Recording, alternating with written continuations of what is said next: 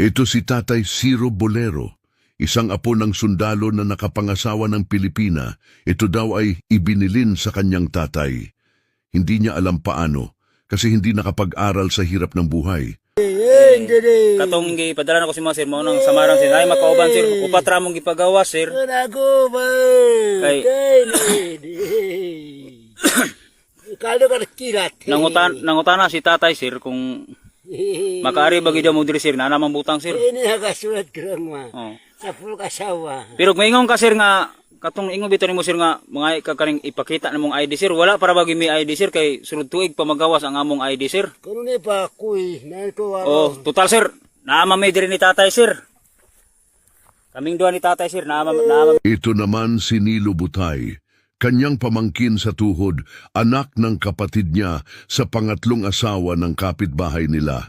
Isang marangal na tao, naghahanap buhay, honest, loyal at most punctual na tao. Kalamiradak punugbuhian ang mga piske.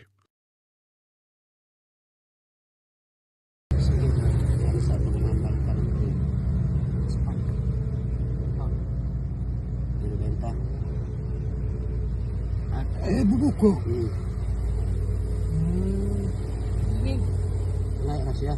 Pero sa ingana, guro ang piki. Sige, may bili man.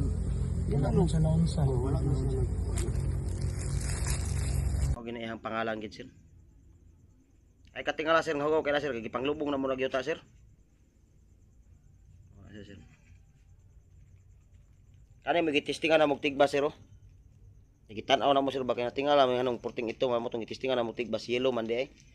Ay nang kani siya sir. Amo ni amo ang giputol og testing. Parihara gyapon na siya pangalan na sir oh. Parihara man tanan ning dusi ka buk mao ra gid siya tanan gid parehas sa tanan. Mao na siya sir ang resulta sir nga among pagputol na mo sir. Mao na siya. Yellow man ang ni gawas. Ay plaster na ko sila kay para makita gini mo sir.